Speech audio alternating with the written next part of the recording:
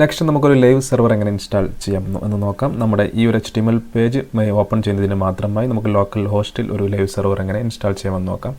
ഒരു എക്സ്റ്റൻഷനാണ് നമ്മൾ ഇൻസ്റ്റാൾ ചെയ്യുന്നത്. ഉദാഹരണമായി ഞാനിവിടെ ലേൺ HTML എന്ന് എഴുതി ഞാൻ സേവ് ചെയ്ത് നമ്മളിവിടെ റീഫ്രഷ് ചെയ്യുന്നു. അപ്പോൾ നമുക്കിവിടെ ചേഞ്ചസ് വരുന്നു.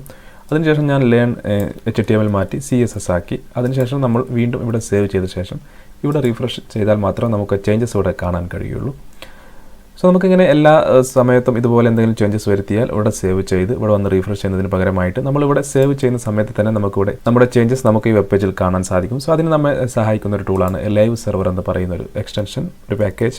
അതിന് നമ്മൾ ഈ എക്സ്റ്റൻഷൻ എന്ന് പറയുന്ന ഈ ടാബിൽ ക്ലിക്ക് ചെയ്ത ശേഷം സെർച്ച് ബാറിൽ നമ്മൾ ലൈവ് സെർവർ എന്ന് സെർച്ച് ചെയ്യുക. നിങ്ങൾക്കിവിടെ കാണാം ലൈവ് സെർവർ എന്ന് പറയുന്ന ഒരു പാക്കേജ് ഇവിടെ കാണാൻ കഴിയും.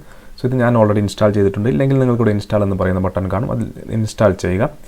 ഇൻസ്റ്റാൾ ചെയ്ത് കഴിഞ്ഞാൽ ഇപ്പോൾ നിങ്ങൾക്കിവിടെ കാണാൻ കഴിയും നമ്മുടെ HTML പേജ് കോഡിങ്ങിൽ HTML എന്ന് പറയുന്ന ആ ഒരു ഫയലിൻ്റെ പാത്ത് ഇവിടെ കാണാൻ കഴിയും. ഇൻസ്റ്റാൾ ചെയ്ത് കഴിഞ്ഞാൽ നമ്മൾ നമ്മുടെ index.html എന്ന് പറയുന്ന നമ്മുടെ HTML ഫയൽ വന്നതിന് ശേഷം റൈറ്റ് ക്ലിക്ക് ചെയ്ത ശേഷം ഓപ്പൺ വിത്ത് ലൈവ് സെർവർ എന്നതിൽ ക്ലിക്ക് ചെയ്യുക.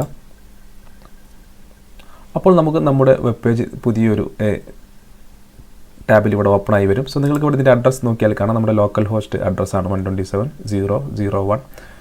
ഇതാണ് നമ്മുടെ ഈ ലൈവ് സെർവർ എന്ന് പറയുന്നത്. നമ്മൾ ഈ പ്രോഗ്രാം ഇപ്പോൾ നമ്മുടെ ഈ HTML ഫയൽ ഇപ്പോൾ ലൈവ് സെർവറിലാണ് ഓപ്പൺ ആയിട്ടുള്ളത്.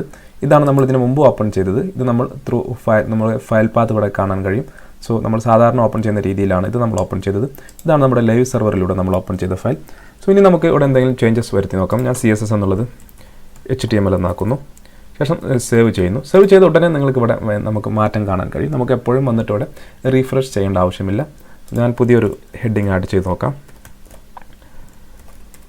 Learn web development. ശേഷം ഞാൻ സേവ് ചെയ്യുന്നു. നമുക്കിവിടെ റിസൾട്ട് കിട്ടുന്നു.